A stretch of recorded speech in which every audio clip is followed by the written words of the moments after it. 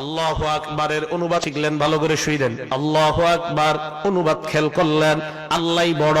সুবহানাকাল্লাহুম্মা, আল্লাহর কত পবিত্রতা বর্ণনা করছি, হে আল্লাহ। ওয়া বিহামদিকা, প্রশংসা তোমার। ওয়া তাবারাকাসমুকা, আল্লাহ তোমার নাম বরকতময়। ওয়া তাআলা জাদ্দুকা, তোমার মর্যাদা অধিক ঊর্ধ্বে। ওয়া লা ইলাহা গায়রুক, তুমি ছাড়া কোনো ইলাহ নাই। পড়লেন আর অনুবাদ খেয়াল করলেন। ইবলিস ধোঁকা দিতে আয়েশা ধোঁকা দিতে পারে নাই। আয়েশা দেখে আপনি পড়তেছেন আর অনুবাদ খেয়াল করতেছেন। ইবলিস কয় ধোঁকা দিতে পারলাম না, সূরা ফাতিহার সময় ধোঁকা দেওয়ার চেষ্টা করব। এবার আপনি শুরু করলেন আউযু বিল্লাহি মিনাশ শাইতানির রাজিম, পড়লেন, অনুবাদ খেয়াল করলেন, আমি আশ্রয় চাইতেছি আল্লাহর কাছে বিতাড়িত শয়তান থেকে। ইবলিস ধোঁকা দিতে আসতে পারে নাই, কারণ অনুবাদের দিকে আপনার খেয়াল, ইবলিসের দিকে খেয়াল যাওয়ার সময় নাই। বিসমিল্লাহির রহমানির রহিম পড়লেন, পরম করুণাময় অসীম দয়ালু আল্লাহর নামে শুরু করছি। ইবলিস ধোঁকা দেওয়ার চেষ্টা করতে পারে নাই, কারণ ওই সময় অনুবাদের দিকে আপনার খেয়াল। এবার শুরু করলেন আলহামদুলিল্লাহি রাব্বিল আলামিন, সমস্ত প্রশংসা আল্লাহর, যিনি বিশ্ব জগতের রব। অনুবাদ খেয়াল করলেন, ইবলিস ধোঁকা দিতে আসছে, ধোঁকা দিতে পারে নাই, কারণ অনুবাদের দিকে আপনার খেয়াল। আর রহমানির রহিম, যিনি রহমান, যিনি রহিম। ইবলিস ধোঁকা দিতে আসছে, পারে নাই, কারণ আপনার খেয়াল অনুবাদের দিকে। মালিক ইয়াউমিদ্দিন, যিনি বিচার দিবসের মালিক। ইবলিস ধোঁকা দিতে আসছে, ধোঁকা দিতে পারে নাই, কারণ অনুবাদের দিকে আপনার খেয়াল। ইয়াকা না'বুদু ওয়া ইয়াকা নাস্তাঈন, এ মাবুদ আমরা তোমারই ইবাদত করি, তোমার কাছে সাহায্য চাই। অনুবাদের দিকে খেয়াল করলেন, ইবলিস ধোঁকা দিতে আসছে, ধোঁকা দিতে পারে নাই। ইহদিনাস সিরাতাল মুস্তাকিম, আল্লাহ তুমি সরল পথের রাস্তা দেখাও। ইবলিস ধোঁকা দিতে আসছে, পারে নাই, কারণ আপনার খেয়াল অনুবাদের দিকে। সিরাতাল্লাযীনা আন'আমতা আলাইহিম, যাদেরকে নিয়ামত দিছো তাদের রাস্তা দেখাও। ইবলিস ধোঁকা দিতে পারে নাই, কারণ আপনার খেয়ালটা অনুবাদের দিকে। গায়রিল মাগদুবি আলাইহিম, যারা ইহুদি নয়, ওয়ালাদ-দাল্লিন, যারা খ্রিস্টান না। এ মাবুদ, ইহুদিদের রাস্তা আর খ্রিস্টানের রাস্তা আমাদেরকে দেখাও না। ইবলিস ধোঁকা দিতে আসছে, ধোঁকা দিতে পারে নাই, কারণ আপনার খেয়াল অনুবাদের দিকে।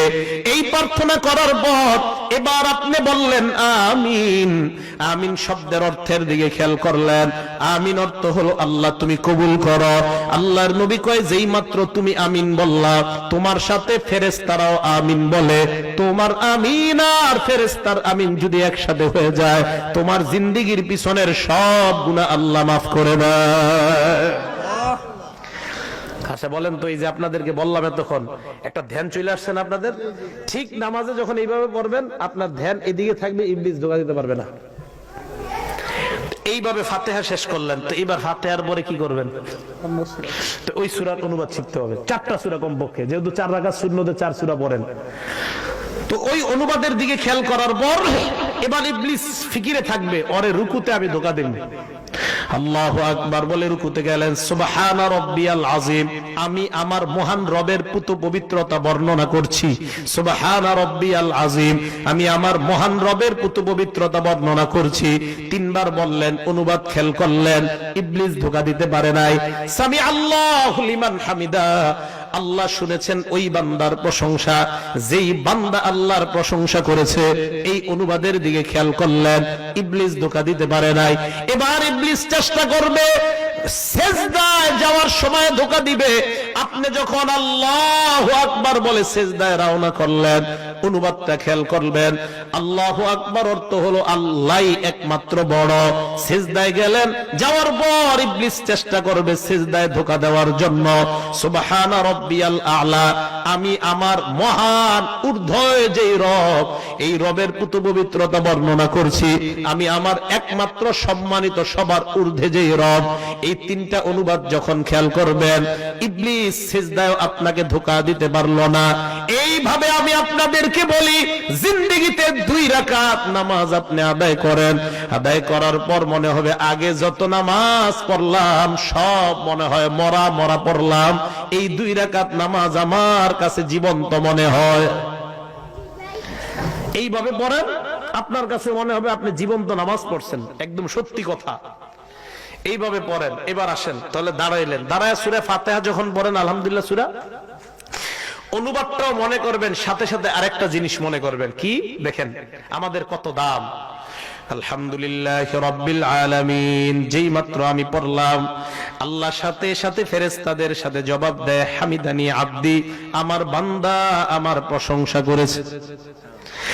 আমি আপনি যখন পড়লাম আর রহমানির রহিম, সাথে সাথে আল্লাহ বলে আসনা আলাইয়া আব্দি, আমার বান্দা আমার সানাবাদ করছে।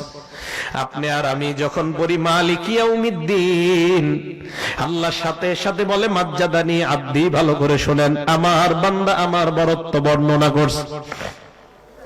এবার আপনি যখন পড়লেন ইয়াকা না'বুদু ওয়া ইয়াকা নাস্তাঈন, মাবুদ আমরা তোমারই ইবাদত করি, তোমার কাছেই সাহায্য চাই, আল্লাহ ওই টাইমে কয় হাযা বাইনি ওয়া বাইনা আব্দি, আমি আর আমার বান্দা এত কাছাকাছি, এত কাছাকাছি। আল্লাহ বলেন ওয়ালি আব্দি মা সালা, এ বান্দা তোর যা মন চায় তুই আমার কাছে চা, এই মুহূর্তে যা চাবি আমি আল্লাহ তা দেওয়ার ওয়াদা করলাম।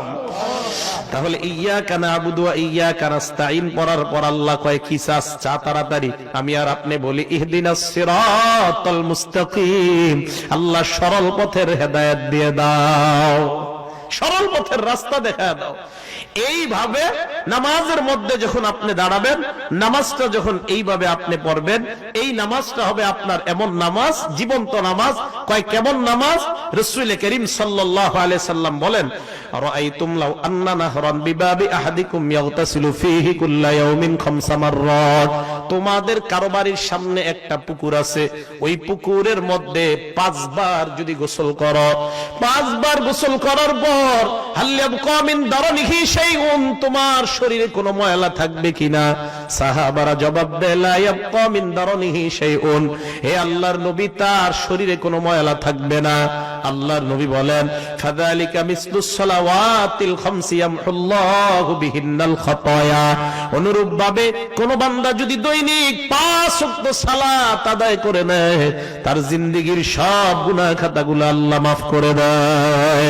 তাহলে বলেন এটা কোন নামাজ? মরা নামাজ না জীবন্ত নামাজ? মা বোনরাও এইভাবে নামাজটা আদায় করবেন। আর নামাজের নিয়ম কানুন গুলার জন্য মসজিদের ইমাম সাহেবের সাথে যোগাযোগ করে একটা বই কিনে নেবেন, অর্থ সহ অনুবাদ সহ। এইভাবে যখন আপনি সালাত আদায় করবেন, আল্লাহর নবী বলেন সালাত যদি আদায় না করো দুনিয়ার যুবক ভাই, মরণের সময় আপনার ভয়ঙ্কর 3টা অবস্থা হবে। 1 নাম্বার ইয়ামুতু জালিলা, আপনি অপদস্থ হয়ে মারা যাবেন। 2 নাম্বার ওয়ায়ামুতু জুআ, ক্ষুধার্ত অবস্থায় আপনি মারা যাবেন। 3 নাম্বার ওয়ায়ামুতু আতশানা, এমন পিপাসা আপনার লাগবে লাউ সুকিয়া মাউল বিহার লামারতাওয়া, দুনিয়ার সব সমুদ্রের পানিও যদি আপনাকে পান করানো হয় এরপরেও আপনার পিপাসা মিটবে না। আবার আমি বলছি, নামাজ যারা আদায় না করবেন, 1 নাম্বার দুনিয়ার মধ্যে মারা যাওয়ার সময় অপদস্থ হয়ে মারা যাবেন। 2 নাম্বার ক্ষুধার্ত অবস্থায় মারা যাবেন। 3 নাম্বার এমন পিপাসা লাগবে দুনিয়ার সব সমুদ্রের পানি পান করাইলেও আপনার পিপাসা মিটবে না। এবার আপনাকে কবরে রাখার পর ইয়াদিকুল কবরু আলাইহি, আপনি বেনমাজি বান্দা, কবর এমন ভাবে আপনাকে চাপ দিবেন, হাড় গুলো একটার একটার মধ্যে ঢুকে যাবে, কটকট করে আওয়াজ হবে, কবর আপনাকে চাপ দিবে, কেন তুমি নামাজ আদায় করো নাই? 2 নাম্বার কবর আপনাকে চাপ দেওয়ার পর ওয়ায়ুকাদু আলাইহি ফিল কবরি নার, কবরের মধ্যে আগুন জ্বালায়া দেওয়া হবে। শুধু তাই নয়, 3 নাম্বার ওয়ায়ুসাল্লাতু আলাইহি ফিল কবরি সুবান, কবরের মধ্যে বিশাল বড় একটা অজগর সাপ দেওয়া হবে। আবার আমি বলছি নামাজি ভাই, এ বেনমাজি ভাইরা, নামাজ যদি আদায় না করেন, কবরে রাখার সাথে সাথে কবর 2টা চাপ দিবে। 2 নাম্বার আপনার কবরে আগুন জ্বালায় দেওয়া হবে। 3 নাম্বার বিশাল বড় একটা অজগর সাপ দেওয়া হবে। আল্লাহর নবী বলেন আইনাহু মিনান নার, সাপের চোখ হবে আগুনের চোখ। ওয়া আসফারুহু মিন হাদিদ, সাপের নখ থাকবে, নখগুলো হবে লোহার নখ। কিসের? সাপটা কত বড় হবে? আল্লাহর নবী কয় এই আঙ্গুলের নখের এক মাথা থেকে আরেক মাথা পর্যন্ত যাইতে একদিন সময় লাগবে। সাপ আপনার সাথে কথা বলবে, হ্যাঁ আমি বলছি, হে বেনামাজি ভাই। আপনাকে সাপ ডাক দিয়ে বলবে, আমারনি রব্বি আন আদরিবাকা আলা তাদঈ সালাতিল ফজরি ইলা যুহরি। তুমি ফজর না পড়ার কারণে আল্লাহ আমারে বলছে তোমারে যোহর পর্যন্ত কামড়ামু।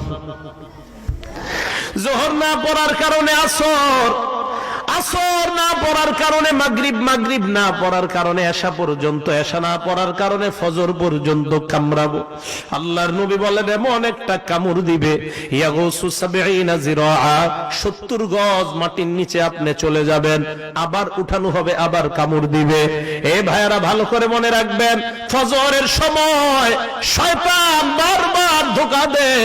যুবক ভাই, আপনার সামনে পিছনে ডাইনে বামে শয়তান। আল্লাহ কোরআনের মধ্যে বলেন, ইন্নাহু ইয়ারাকুম হুয়া ওয়া কাবিলুহু মিন হাইসু লা তারাউনাহুম। শয়তান তোমাদেরকে এমন জায়গা থেকে দেখতে থাকে যে এই জায়গায় তোমরা কোনো কল্পনাও করতে পারবা না। আপনি ঘুমায় আছেন, ইবলিস আপনার আড়াল দিয়ে আপনাকে এইভাবে দেখতে থাকে। ফজরের আযানটা যখন হয়ে যায়, ওই মুহূর্তে ইবলিস আপনার শরীর টিপতে থাকে। এই জায়গায় ইবলিস গিটটা দিতে থাকে, গিট মারতে থাকে। এই জায়গাটা আপনার টিপতে থাকে।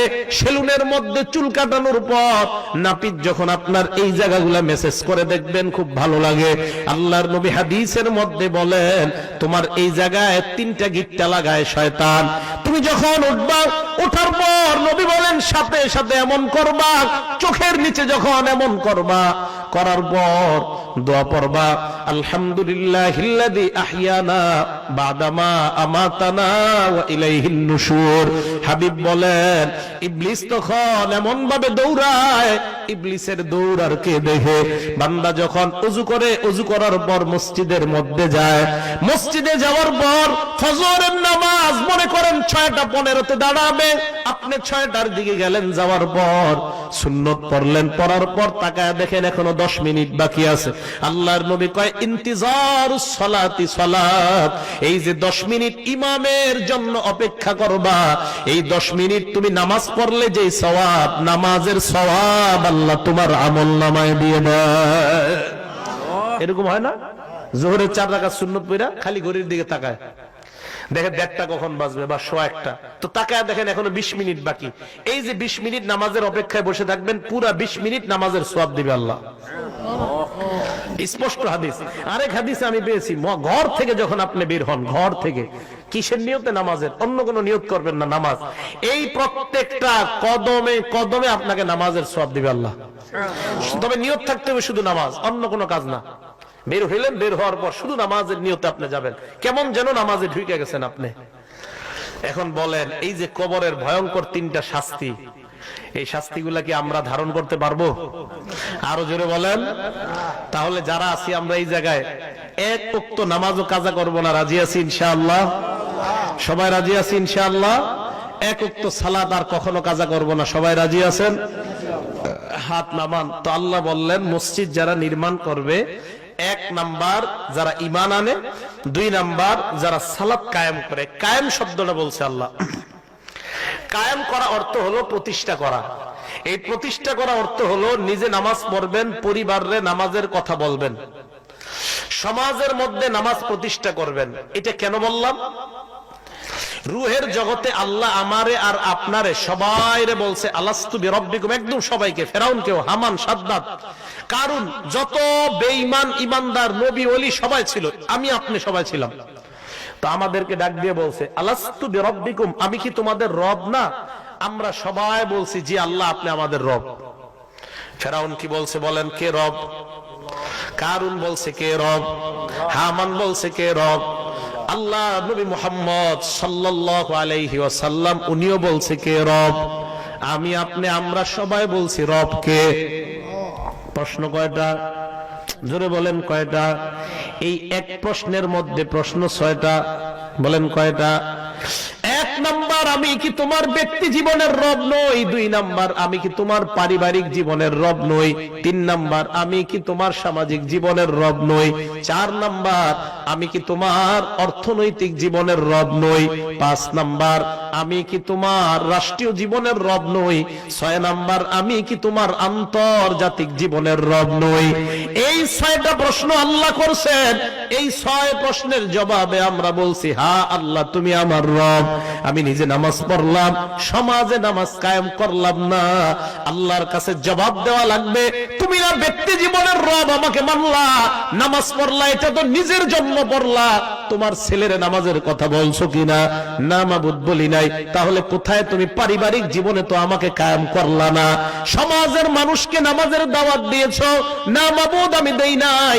আল্লাহ বলবেন তুমি না সামাজিক জীবনে আমাকে রব মানলা, তাহলে সমাজের মধ্যে কেন আমাকে তুমি প্রতিষ্ঠা করলা না? অর্থনৈতিক জীবনে তুমি রব মানছো কিনা? কয় হ্যাঁ। আল্লাহ বললেন তাহলে সুদ কেন খাইতা? সুদ খাওয়ার অর্থ অর্থনৈতিক জীবনে তুমি আমাকে রব মানো নাই। রাষ্ট্রীয় জীবনে আমাকে রব মানছো? কয় হ্যাঁ। আল্লাহ বলবেন রাষ্ট্রের মধ্যে ইসলামের বিরুদ্ধে কত কথা হয়, এই কথার প্রতিবাদ তুমি কখনো করছো কিনা? না করি নাই। তার মানে রাষ্ট্রীয় জীবনে আমাকে রব মানো নাই। আন্তর্জাতিক জীবন, সিরিয়া, ফিলিস্তিন, আফগানিস্তান, সারা পৃথিবীর মুসলমানরা মাইর খায়, তুমি কখনো প্রতিবাদের ভাষা আনছো কিনা? না আনি নাই। এর মানে আন্তর্জাতিক জীবনে আমাকে রব মানো নাই। আন্তর্জাতিক জীবনেও আমি রব আল্লাহ, সামাজিক জীবনেও আমি রব আল্লাহ, রাষ্ট্রীয় জীবনে আমি রব আল্লাহ, অর্থনৈতিক জীবনে আমি রব আল্লাহ, পারিবারিক জীবনে আমি রব আল্লাহ, তোমার ব্যক্তি জীবনেও আমি রব আল্লাহ। অতএব নিজে নামাজ আদায় করবা, অন্যকে নামাজ আদায় করার জন্য বলবা, তাহলে বুঝা যাবে নিজেও তুমি রব মানো, অন্যদেরকেও তুমি রব মানানোর চেষ্টা করো। এই জন্য আল্লাহ বললেন মসজিদ আবাদ করে কারা? 1 নাম্বার ঈমানদার, 2 নাম্বার ওয়া আকামাস সালাহ, যারা সালাত কায়েম করে। এই সালাত কায়েম করা দ্বারা উদ্দেশ্য 1 নাম্বার, সালাত নিজেও পড়বে, অন্যদেরকে পড়তে বলবে। এর মধ্যে এসে যায় মসজিদের সভাপতি, সেক্রেটারি, মুতাওয়াল্লি যারা, এরা 1 নম্বরে নামাজ পড়া লাগবে। কথা বুঝে আসছে? হ্যাঁ, সভাপতি, সেক্রেটারি, মসজিদের মুতাওয়াল্লি যারা আছেন, সবার আগে নামাজে আপনাদের থাকতে হবে। ফজরের সময় আপনি নামাজে আসলেন না, আপনি মসজিদের দায়িত্ব রাখার যোগ্যতা রাখেন না। ইসলামের ইতিহাসে একটা মসজিদ দেখান যে মসজিদের দায়িত্বশীল নামাজ পড়ে নাই, পাবেন না। দায়িত্বশীল নামাজ পড়লে অন্যরা এমনিতেই নামাজে যাবে। দায়িত্বশীলরা নামাজ পড়লে অন্যরা এমনিতেই নামাজে যাবে। ভালো করে মনে রাখবেন। ঘরে আব্বা আম্মা এরা যদি বাচ্চার সামনে নামাজ পড়ে, ওই বাচ্চা ছোটবেলা থেকে নামাজ শিখতে থাকে। আর আব্বা আম্মা সারাক্ষণ রিমোট দিয়া টেলিভিশন দেখে বাচ্চা এইগুলা শিখতে থাকে। এই জন্য প্রিয় মুসলমান ভাইয়ারা, এই সালাতের ব্যাপারটা যে বললাম, আজকে থেকে আমরা জীবন্ত নামাজ আদায় করব। তাহলে আবার আসেন, নামাজের মধ্যে যখন দাঁড়াই, বলেন তো কার সামনে দাঁড়াইলাম? আমি কাকে দেখতেছি? না না, আমাকে কে দেখে? আবার বলেন, আমি কার সামনে দাঁড়াইলাম? আমি কেমন যেন কাকে দেখি? না, কে আমাকে দেখে? এইভাবে নামাজের মধ্যে প্র্যাকটিস করতে থাকবেন আজকে থেকে, ইনশাআল্লাহ শয়তান আর ধোঁকা দিতে পারবে না। আল্লাহ পাক রব্বুল আলামিন আমাদের সকলকে এই 2টা কথা, নামাজ 1 নাম্বার ঈমান মজবুত রাখতে পারি, 2 নাম্বার সালাত সমাজে প্রতিষ্ঠা করতে পারি, আল্লাহ তৌফিক দান করেন। আমিন ওয়া আখিরু দাওয়ানা আনিল হামদুলিল্লাহি রাব্বিল আলামিন।